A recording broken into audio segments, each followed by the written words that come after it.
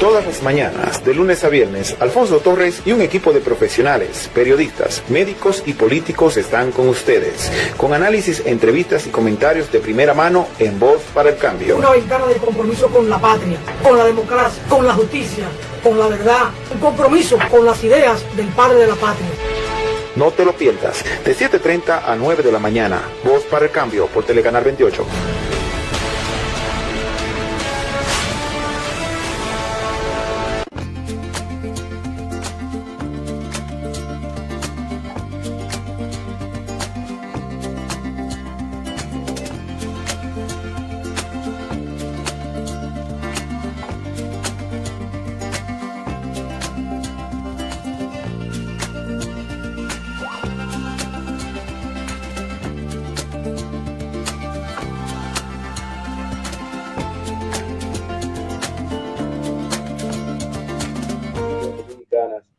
Con la figura insigne del patricio Juan Pablo Duarte como norte y guía de nuestro accionar cotidiano. Gracias, hermano Crismo Santilé, por tu comentario. Dice Crismo Santilé que es un negocio lo que hay con la policía y los militares en la frontera.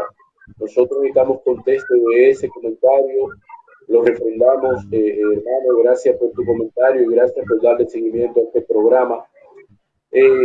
Bienvenido.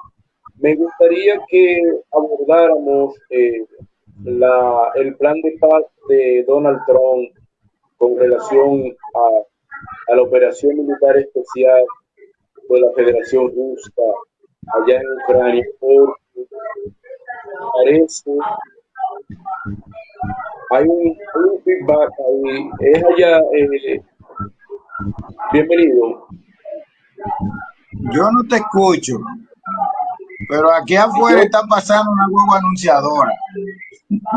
Eso es lo que estoy escuchando. Eso es lo que estoy escuchando. Te decía que quisiera abordar el rechazo del plan de paz de Donald Trump por parte de Vladimir Putin con relación al conflicto que tiene la Federación Rusa en Ucrania, esgrimiendo que la seguridad y las condiciones que plantea la Federación Rusa para llegar a un acuerdo de paz allá no son las que esperaba, y que por tanto rechaza categóricamente este plan de paz, y que además no le da legitimidad al presidente ucraniano Volodymyr Zelensky para poder conversar con él, porque ya tiene más de un año usurpando la presidencia sin convocar elecciones en la República de Ucrania. Entonces eso tiene consecuencias globales, tiene consecuencias para nosotros, tiene consecuencias para el mundo, y además también la situación interna de Estados Unidos, pues siguen los despidos. En este caso ahora en el área de la salud se están cerca de 10,000 empleados del Medicare y del Medicaid allá en Estados Unidos. Y tenemos también la presencia del maestro César Zapata, al cual le damos la bienvenida. Gracias, buenos días. Buen un placer día, estar día. con ustedes. Bueno, yo creo que Ponce, yo te propongo que aprovechemos la presencia del maestro César, que se conectó ahora, porque no nos queda mucho tiempo, y abordemos el tema en otra entrega para aprovechar la presencia. Yo pienso que el maestro César tiene su propia visión de la guerra en Ucrania y de la política internacional de Donald Trump y eso, y podemos abordar con él. Pienso que es también un político, aparte de poeta, escritor, pintor, profesor de psicología, investigador. Pienso que tiene también su visión política, porque él ha hecho vida partidaria. Estamos abordando el problema de la paz en Ucrania, maestro. Sí, bueno, no soy politólogo. No me gusta, de hecho he criticado mucho a la gente que usurpa espacios Esto, Pero tiene militancia política.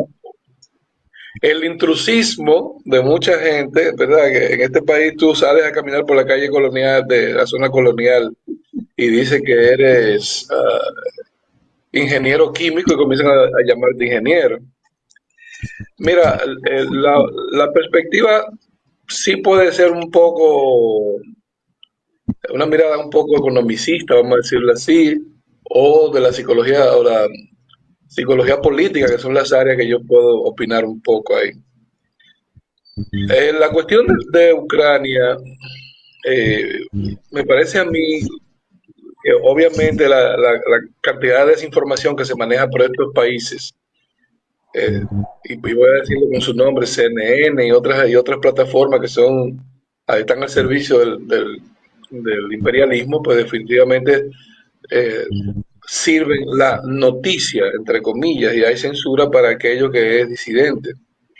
Pero mira, había promesa desde la Segunda Guerra Mundial de que la OTAN no iba a tocar fronteras de rusas. Había un acuerdo de limitación territorial. Pero ese acuerdo de limitación territorial no solamente tiene un carácter político, sino un carácter económico. El- la salida a mar, a un mar de comercio, de la posibilidad de hacer comercio de Ucrania es solamente, perdón, de la Rusia, es solamente Ucrania y Bielorrusia. Si los enemigos políticos en esta época son enemigos económicos, ya no hay ideología, lo que hay intereses, esto, ocuparan esa franja, esa zona de territorio, sencillamente ocurriría lo que en física se llama muerte térmica para los rusos, es decir, un estrangulamiento económico que impediría el desarrollo de esa nación y la posibilidad de intercambio comercial con otras naciones.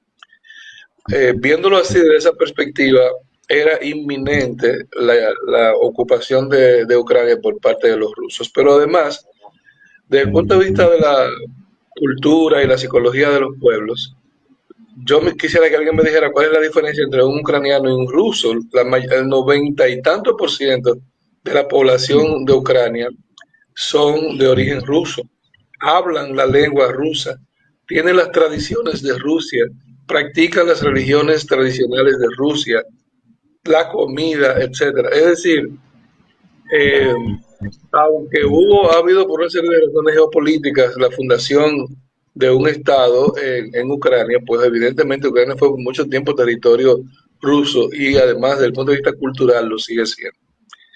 Esto, esto implica evidentemente que era cuestión de tiempo para que el territorio fuera ocupado por Rusia.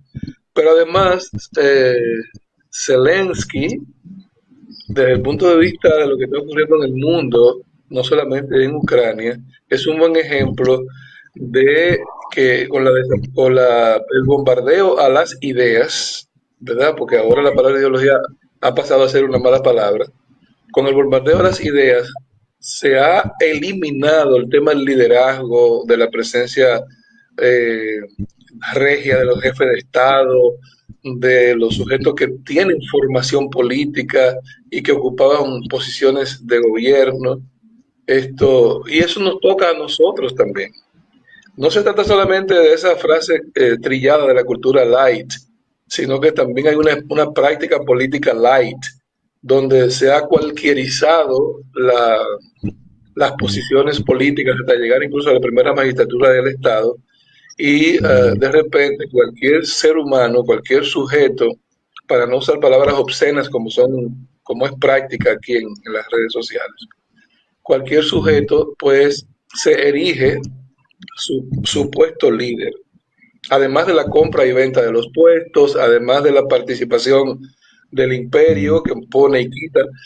Durante la época en que predominaban las ideas de Kissinger, ¿verdad? Se aplicaba la fuerza, la invasión, la imposición de gobiernos títeres, la imposición de dictaduras, etcétera. Pero ahora, a través de la manipulación de la información, lo que el imperio hace es, uh, pues, tener los mismos títeres pero que ni siquiera tienen personalidad, sacado de donde quiera. Entonces se legaliza el estatus. Por ejemplo, la cosa ridícula que ocurrió en Venezuela, que un sujeto se paró en una esquina y dijo que era presidente, y los países de Occidente comenzaron a reconocer a ese sujeto. Pero señores, ustedes no han vendido la teoría de la democracia representativa, ustedes no nos han vendido esa idea de que hay que ir y elegir y ser elegidos. Entonces, Zelensky es un buen ejemplo de eso. Un sujeto que apareció en una especie de golpe de Estado, salió de un bar de ser bailarín, ¿verdad? Bailarín exótico, a convertirse en una figura de ser recibido no solamente como jefe de Estado, sino ser recibido como héroe en Europa, etcétera, y vendiéndolo a las personas que no tienen posibilidad de leer ni siquiera la literatura de la historia reciente como si fuera verdaderamente un líder. Entonces, habría que volver a discutir la psicología del liderazgo, habría que volver a discutir el perfil del líder, volver a discutir las características del líder. Tener poder temporal no te convierte en líder, es decir, no es una persona con poder temporal. Es fuera del poder donde se mide el liderazgo y la raigambre democrática de un sujeto y el temple de jefe de Estado. Es decir, no es en el poder, porque en el poder es muy fácil. Como dijo una vez un sujeto aquí refiriéndose a un jefe de Estado que teníamos. Bueno, el liderazgo de él es porque firma los cheques. Entonces, fíjate que hay toda una red, una estructura reticular de contactos, lamentablemente contactos espurios en el mundo, porque hay una agenda que se quiere cumplir, que es una agenda, la famosa agenda 2030, donde la meta final sería un gobierno único, un gobierno global. Y por último, Donald Trump, el exótico Donald Trump, no es un accidente ni nada de eso. Hay lo que se llama el poder de la sombra, el gobierno de la sombra. Todo en Estados Unidos está fríamente calculado, incluso la llegada de Trump al poder. Y si quieren una muestra de ello, vamos a observar el cine de la época en que ganó Barack Obama el poder. Hubo 5 películas con presidentes negros.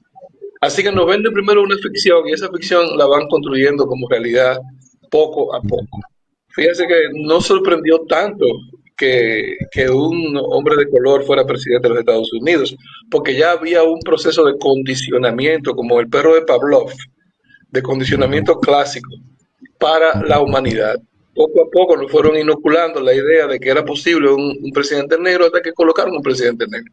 Ahora, un presidente negro que venía de las oficinas de Kissinger, lo que quiere decir que sus ideas no eran muy negras, que digamos. No tenían mucha identificación con su grupo. La prueba de ello fue que aumentaron las muertes y los abusos policiales contra la población afroamericana justamente en la época en que había un presidente de color en el poder. Entonces, esa idea de que Trump apareció como un Superman y logró doblar el brazo a los demócratas y se impuso, etcétera, eso no es así. Eso es que hubo un proceso de saturación de un modelo que también era financiado por el propio Estados Unidos, ¿verdad? Y que el wokeismo, y que eso llegó a su techo, ¿verdad? Y Estados Unidos necesita mantener la hegemonía en el mundo, y para eso necesita venderse como un país organizado, estructurado, etcétera. Fíjate el eslogan, volver a ser grande otra vez. Eso no es una cosa que se le ocurrió a un comerciante, como es el caso a un hombre de negocios, como es el caso del presidente Trump.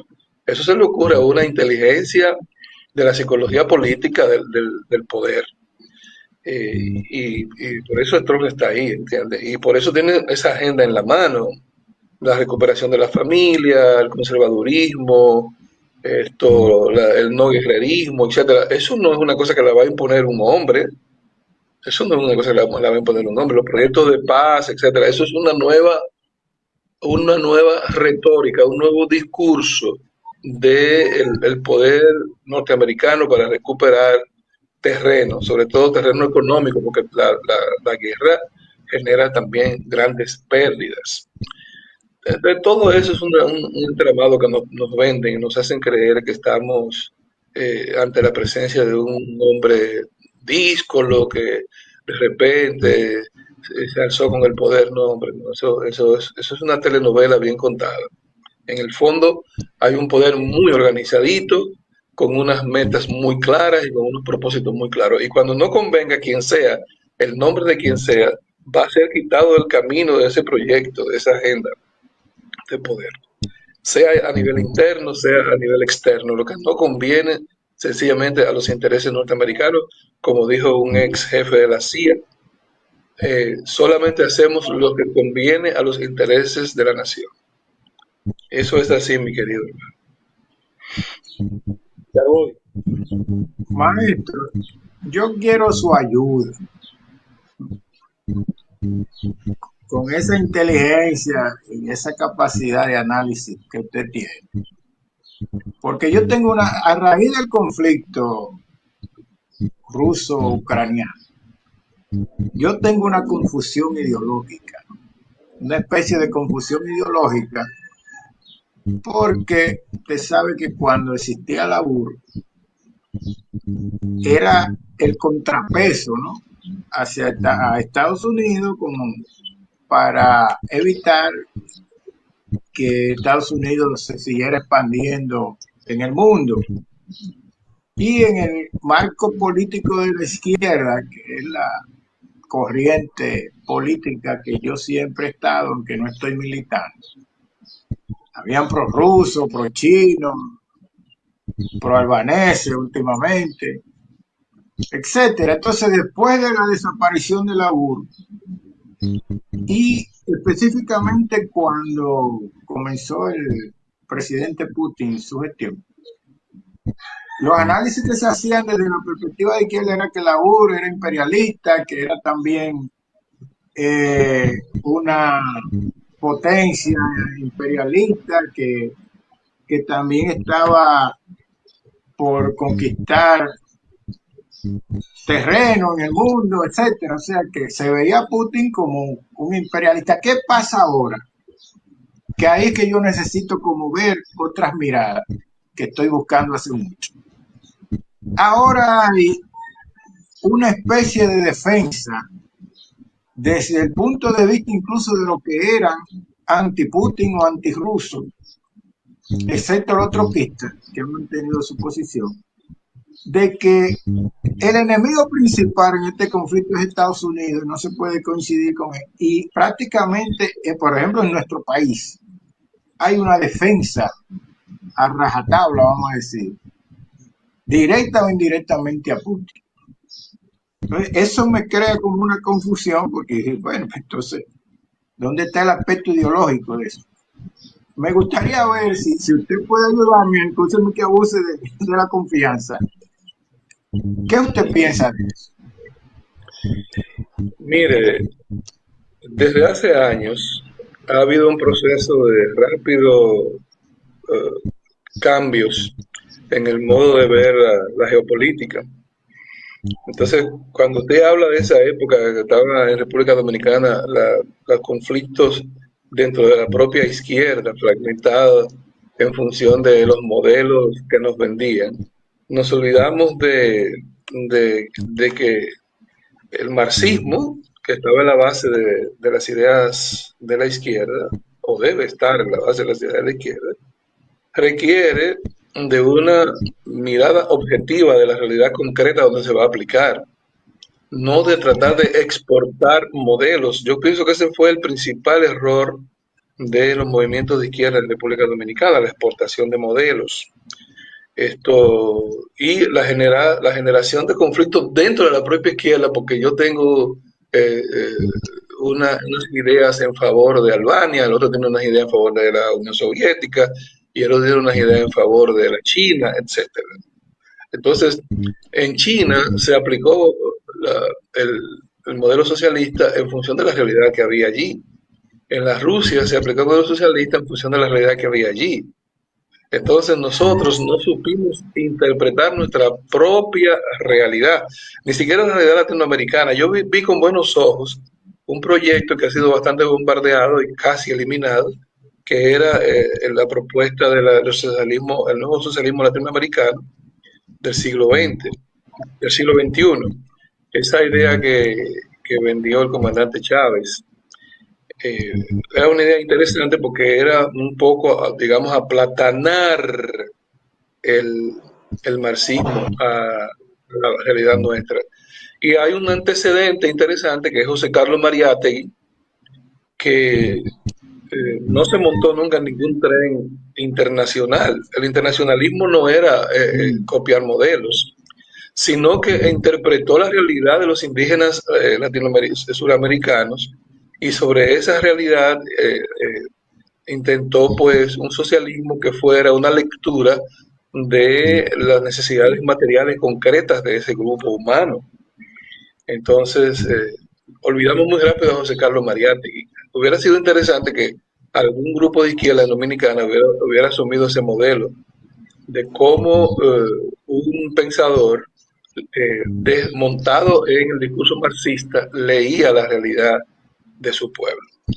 En el caso de Putin, es un híbrido muy extraño, porque Putin estaba en la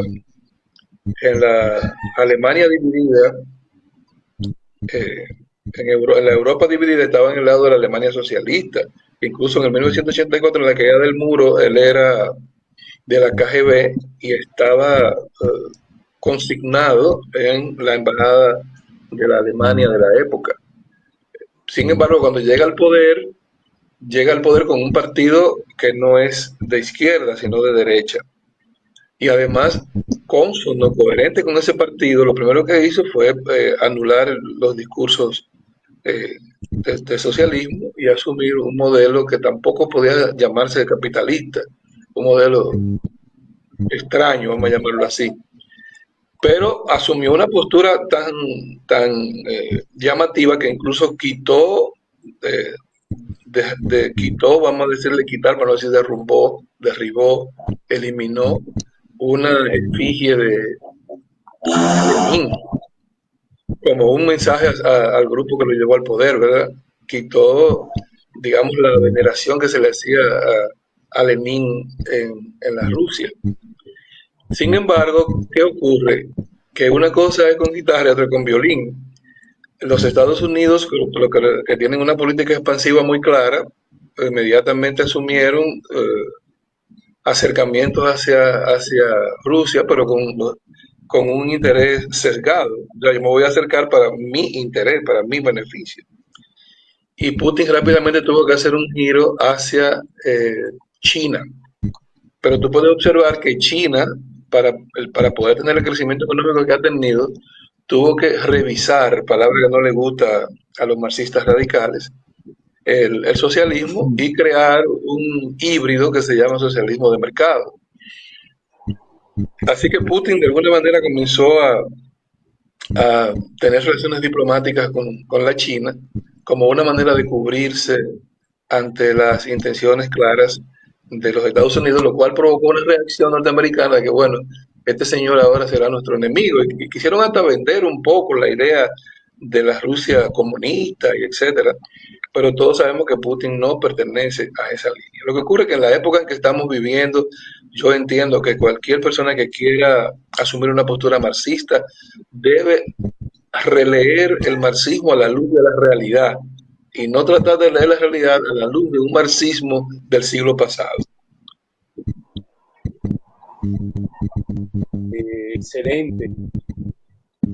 Excelente visión. No es bueno que tuve razón al abordar estos temas con usted, porque ha traído un problema que siempre hemos discutido acá en el espacio, tanto don Alfonso Torres, bienvenido Charboy, como un servidor, el hecho de que nuestra izquierda ha dejado de su fuerza nutricia, que es el marxismo-leninismo, y que no lo ha sabido aplicar a la realidad política y social de la República Dominicana, y que por eso andamos dando tumbo, y que por eso nos ha hecho tan difícil y tan incómodo acercarnos los diferentes grupos que estamos en esa corriente de izquierda. Y qué bueno que usted nos recordara a un latinoamericano excepso como José Carlos Mariátegui y cómo nosotros nos hemos olvidado de sus enseñanzas y no hemos ido a su lectura para poder sacar algún tipo de enseñanza en esta nuestra sociedad. Ya el programa está finalizando. Charboy, si quieres algún comentario final. No, darle las gracias, maestro, de nuevo. Lo estábamos esperando más temprano, pues parece que no se pudo conectar. Y siempre es interesante conversar con él. Bueno, gracias a ustedes. Gracias a ustedes y espero que el tiempo me permita seguir interactuando con personas que tienen una mirada tan bien organizada y un pensamiento alternativo en la comunicación de este país. Muchísimas gracias. Su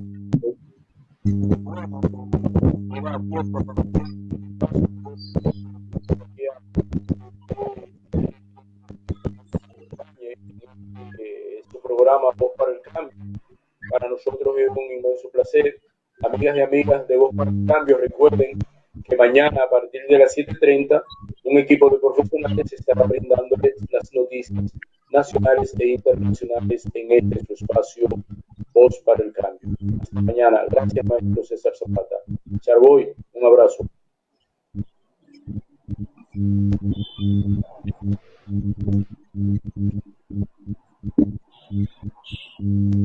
Natanael, pausamos.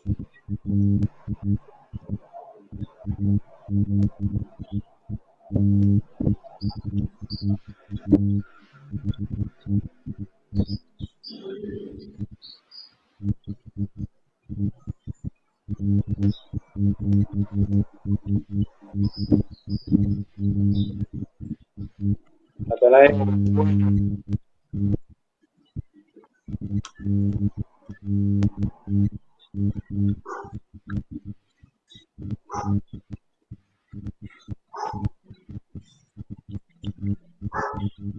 Natanael ha disfrutado tanto del segmento, dejarlo abierto. Sí, nos está dejando un espacio para que continuemos, pero hay otro espacio ahora a las 9. Natanael.